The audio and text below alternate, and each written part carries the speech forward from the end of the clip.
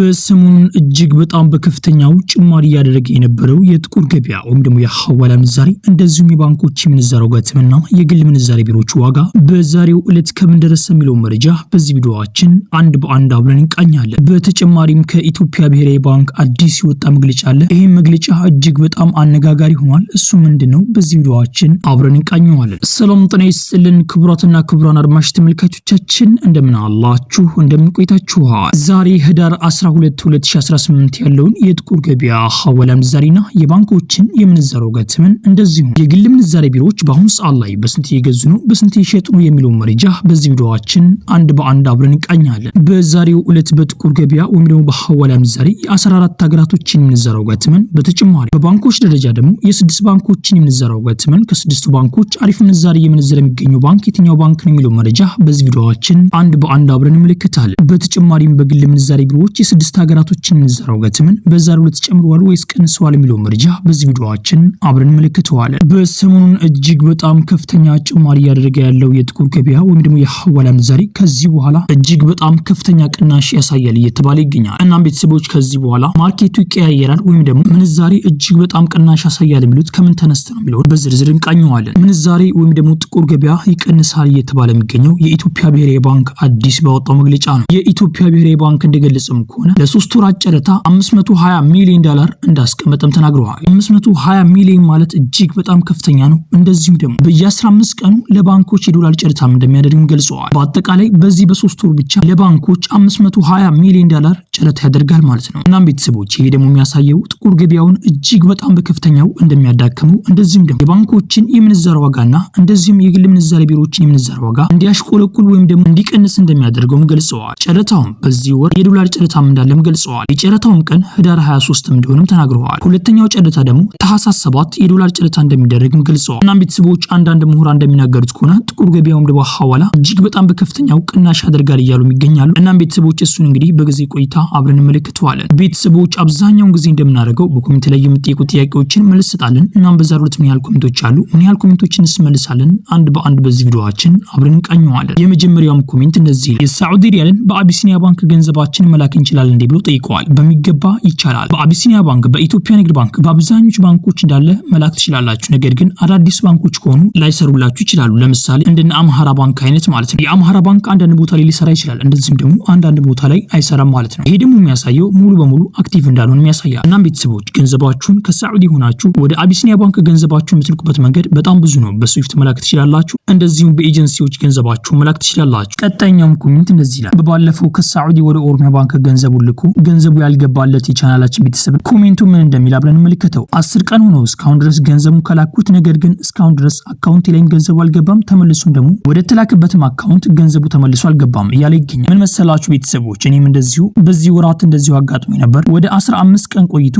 ከዛ በኋላ ወደ ላኩበት አካውንት ወይም ደግሞ ወደ ተላከበት አካውንት ተመልሶ መጣ ማለት ነው። ወደ ኦሮሚያ ባንክ አካውንት አልገባም። ገንዘቡ እንዲላክ ያደረኩት ወደ ኦሮሚያ ባንክ ነው። እንደዚሁም የተላከው ገንዘብ ደግሞ ዩሮ ነው። እናም 18 ቀን ጠብቄ ገንዘቡ ተመልሶ ወደ ተላከበት አካውንት ተመልሰ ማለት። እናም ኦሮሚያ ባንክ ደውዬ አናግሬያቸው ነበር። አየር ላይ ቀርቶ ከሆነ እንዲነግሩኝ ነግሬያቸው ነበር። ነገር ግን ከ18 ቀን በኋላ ተመልሶ ወደ አካውንት ገብቷል ማለት ነው። እናም ወንድሜ ከዚህ በኋላ ማድረግ አለበት ብዬ ማስበው ወደ ኦሮሚያ ባንክ ደውለህ ብታናግራቸው የተሻለ ነው። እንደዚህም ደግሞ ከ20 ቀን ካለፈ የኦሮሚያ ባንኮችን በደንብ አድርገህ አናግራቸው። በተደጋጋሚ የደወልክ ብነግራቸው የተሻለ ይመስለኛል። ገንዘቡ አየር ላይ ቀርቶ ነው የሚሆነው። የኦሮሚያ ባንክን ስልክ ቁጥር የምትፈልግ ከሆነ በኮሜንት ላይ አሳውቀኝ። እኔ ቴሌግራም ቻናሌ ላይ አስቀምጥልሃለሁ። የቴሌግራም ቻናላችን ሊንክ የት እንደምታገኝ በኋላ ጠቁመሃለሁ። ቤተሰቦች ገንዘባችሁን በባንክ መላክ ካሰባችሁ ከነዚህ ባንኮች ውጭ ባትጠቀሙ የተሻለ ይመስለኛል። እንደኔ መርጥላችሁ የኢትዮጵያ ንግድ ባንክን፣ የዳሽን ባንክን እንደዚህም ደግሞ የአቢሲኒያ ባንክን ብትጠቀሙ በጣም አሪፍ ምንዛሬ ታገኛላችሁ። እንደዚህም ደግሞ እስከዛሬ ድረስ ቅሬታ ሲቀርብባቸው ተመልክቼ አላውቅም። እናም ቤተሰቦች በእነዚህ ባንኮች ገንዘባችሁን ብትልኩ የተሻለ ይመስለኛል። የእናንተ ደግሞ አስተያየት በኮሜንት ላይ አሳውቁኝ። ወደ ቀጣይኛው ኮሜንት አለፍን። ብዙ ኮሜንቶች እንደተመለከትነው ከሆነ የግል ምንዛሬ ቢሮዎችን ስልክ ቁጥርና አድራሻቸውን ነገርን እያላችሁ ትገኛላችሁ። በመጀመሪያ ግን ማወቅ ያለባችሁ በእነዚህ በግል ምንዛሬ ቢሮዎች ከማስመንዘራችሁ በፊት ገንዘባችሁን ከውጭ ሀገር ሆናችሁ ወደ እነዚህ ወደ ግል ምንዛሬ ቢሮዎች ገንዘባችሁን መላክ አትችሉም። ማድረግ የምትችሉት ወደ ኢትዮጵያ ገንዘቡን ይዛችሁ መጣችሁ ወይም ደግሞ ቤተሰባችሁ ይመጣ ከሆነ ቤተሰባችሁ ገንዘቡን ይዘው መጥቶ ቤተሰባችሁን ይሁን ማንኛውም ግለሰብ እናንተ የምታምኑ ግለሰብ ከሆነ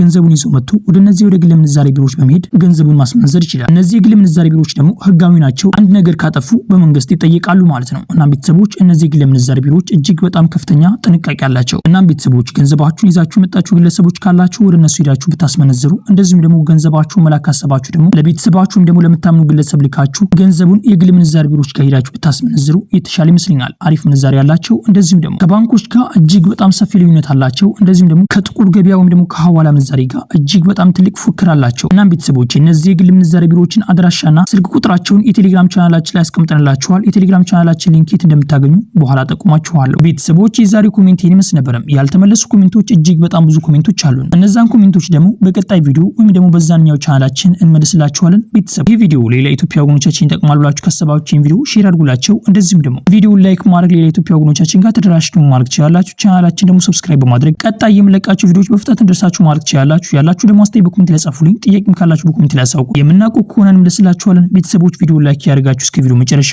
አብራችሁን ቆዩ።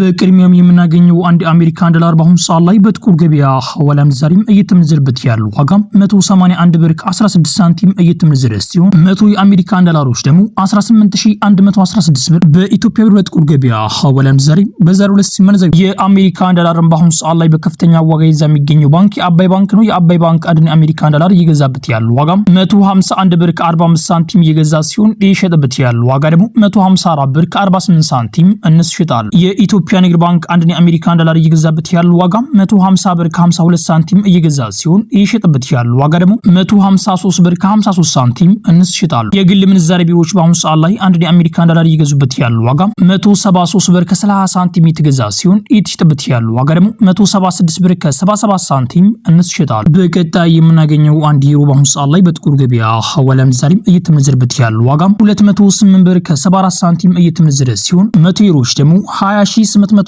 ብር በኢትዮጵያ በጥቁር ገበያ ሐዋላ ምንዛሬ በዛሬው ዕለት ሲመነዘር ይውላል። ዩሮን በአሁኑ ሰዓት ላይ በከፍተኛ ዋጋ ይዛ የሚገኘው ባንክ የአቢሲኒያ ባንክ ነው። የአቢሲኒያ ባንክ አንድን ዩሮ እየገዛበት ያለው ዋጋ 175 ብር ከ00 ሳንቲም እየገዙ ሲሆን እየሸጡበት ያለው ዋጋ ደግሞ 178 ብር ከ50 ሳንቲም እነሱ ይሸጣሉ። የኢትዮጵያ ንግድ ባንክ አንድን ዩሮ እየገዛበት ያለው ዋጋ 174 ብር ከ23 ሳንቲም እየገዛ ሲሆን እየሸጠበት ያለው ዋጋ ደግሞ 177 ብር ከ72 ሳንቲም እነሱ ይሸጣሉ። የግል ምንዛሬ ቢሮዎች በአሁኑ ሰዓት ላይ አንድን ዩሮ እየገዙበት ያለው ዋጋ 194 ብር ከ61 ሳንቲም እየገዛ ሲሆን እየሸጠበት ያለው ዋጋ ደግሞ 198 ብር ከ50 ሳንቲም እነሱ ይሸጣሉ። በቀጣይ የምናገኘው አንድ ስዊስ ፍራንክ በአሁኑ ሰዓት ላይ በጥቁር ገበያ ሐዋላ ምንዛሬም እየተመነዘረበት ያለው ዋጋ 224 ብር ከ06 ሳንቲም እየተመነዘረ ሲሆን 100 የስዊስ ፍራንኮች ደግሞ 22406 ብር በኢትዮጵያ በጥቁር ገበያ ሐዋላ ምንዛሬም በዛሬው ዕለት ሲመነዘር ይውላል። የስዊስ ፍራንክን በአሁኑ ሰዓት ላይ በከፍተኛ ዋጋ ይዛ የሚገኘው ባንክ የኦሮሚያ ባንክ ነው። የኦሮሚያ ባንክ አንድ የስዊስ ፍራንክ እየገዛበት ያለው ዋጋ 188 ብር ከ85 ሳንቲም እየተገዛ ሲሆን እየተሸጠበት ያለው ዋጋ ደግሞ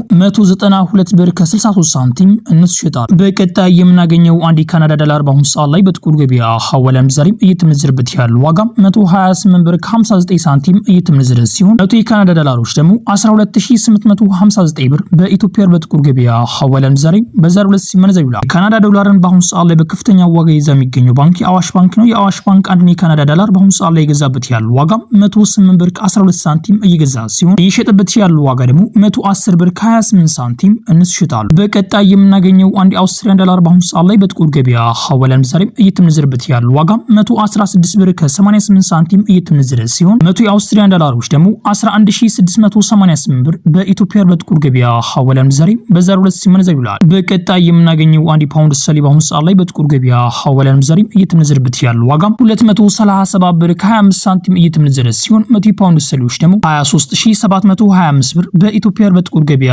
ሐዋላ ምንዛሬም በዛሬው ዕለት ሲመነዘር ይውላል። የፓውንድ ስተርሊንግ በአሁኑ ሰዓት ላይ በከፍተኛ ዋጋ ይዛ የሚገኘው ባንክ የአቢሲኒያ ባንክ ነው። የአቢሲኒያ ባንክ አንድ ፓውንድ ስተርሊንግ በአሁኑ ሰዓት ላይ የገዛበት ያለው ዋጋ 199 ብር ከ53 ሳንቲም እየገዛ ሲሆን እየሸጠበት ያለው ዋጋ ደግሞ 203 ብር ከ52 ሳንቲም እነሱ ይሸጣል። በቀጣይ የምናገኘው አንድ የስዊድን ክሮን በአሁኑ ሰዓት ላይ በጥቁር ገበያ ሐዋላ ምንዛሬም እየተመነዘረበት ያለው ዋጋ 18 ብር ከ96 ሳንቲም እየተመነዘረ ሲሆን 100 የስዊድን ክሮኖች ደግሞ 1896 ብር በኢትዮጵያ በጥቁር ገበያ ሐዋላ ምንዛሬም በዛሬው ዕለት ሲመነዘር ይውላል። በቀጣይ የምናገኘው አንድ ኪዩት ዲናር በአሁኑ ሰዓት ላይ በጥቁር ገበያ ሐዋላ ምንዛሬም እየተመነዘረበት ያለው ዋጋ 589 ብር ከ71 ሳንቲም እየተመነዘረ ሲሆን 100 የኪዩት ዲናሮች ደግሞ 58971 ብር በኢትዮጵያ በጥቁር ገበያ ሐዋላ ምንዛሬም በዛሬው ዕለት ሲመነዘር ይውላል። የኪዩት ዲናርን በአሁኑ ሰዓት ላይ በከፍተኛ ዋጋ ይዛ የሚገኘው ባንክ የኦሮሚያ ባንክ ነው። የኦሮሚያ ባንክ አንድ ኪዩት ዲናር በአሁኑ ሰዓት ላይ የገዛበት ያለው ዋጋ 493 ብር ከ52 ሳንቲም እየገዛ ሲሆን እየሸጠበት ያለው ዋጋ ደግሞ 503 ብር ከ39 ሳንቲም እነሱ ይሸጣሉ። በቀጣይ የምናገኘው አንድ ዱባይ ድርሃም በአሁኑ ሰዓት ላይ በጥቁር ገበያ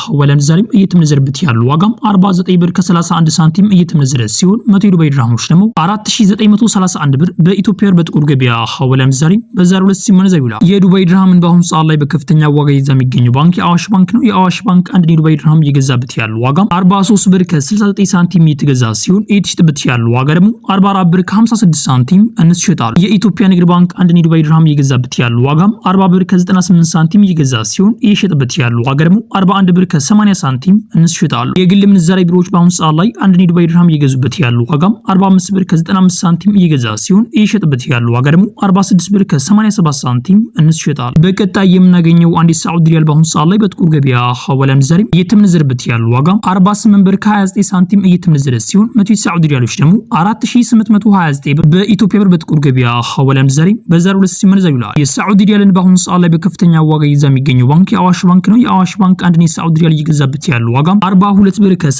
ሳንቲም እየተገዛ ሲሆን እየተሸጠበት ያለው ዋጋ ደግሞ 43 ብር ከ61 ሳንቲም እንስ ይሸጣል። የኢትዮጵያ ንግድ ባንክ አንድ የሳዑዲ ሪያል እየገዛበት ያለው ዋጋ 40 ብር ከ13 ሳንቲም እየገዛ ሲሆን እየተሸጠበት ያለው ዋጋ ደግሞ 40 ብር ከ93 ሳንቲም እንስ ይሸጣል። የግል ምንዛሬ ቢሮዎች በአሁኑ ሰዓት ላይ አንድ የሳዑዲ ሪያል እየገዙበት ያለው ዋጋ 45 ብር ከ45 ሳንቲም እየገዙ ሲሆን እየተሸጠበት ያለው ዋጋ ደግሞ 46 ብር ከ36 ሳንቲም እንስ ይሸጣል። በቀጣይ የምናገኘው አንድ ኦማን ሪያል በአሁኑ ሰዓት ላይ በጥቁር ገበያ ሐዋላ ምንዛሬ እየተመነዘረበት ያለው ዋጋ 471 ብር ከ21 ሳንቲም እየተመነዘረ ሲሆን 100 የኦማን ሪያሎች ደግሞ 47121 ብር በኢትዮጵያ ብር በጥቁር ገበያ ሐዋላ ምንዛሬ በዛሬው ዕለት ሲመነዘር ይውላል። በቀጣይ የምናገኘው አንድ ጆርዳን ዲናር በአሁኑ ሰዓት ላይ በጥቁር ገበያ ሐዋላ ምንዛሬ እየተመነዘረበት ያለው ዋጋ 255 ብር ከ46 ሳንቲም እየተመነዘረ ሲሆን 100 ጆርዳን ዲናሮች ደግሞ 25546 ብር በኢትዮጵያ ብር በጥቁር ገበያ ሐዋላ ምንዛሬ በዛሬው ዕለት ሲመነዘር ይውላል። በቀጣይ የምናገኘው አንድ ባህሪን ዲናር በአሁኑ ሰዓት ላይ በጥቁር ገበያ ሐዋላ ምንዛሬ እየተመነዘረበት ያለው ዋጋ 480 ብር ከ85 ሳንቲም እየተመነዘረ ሲሆን 100 ባህሪን ዲናሮች ደግሞ 48085 ብር በኢትዮጵያ በጥቁር ገበያ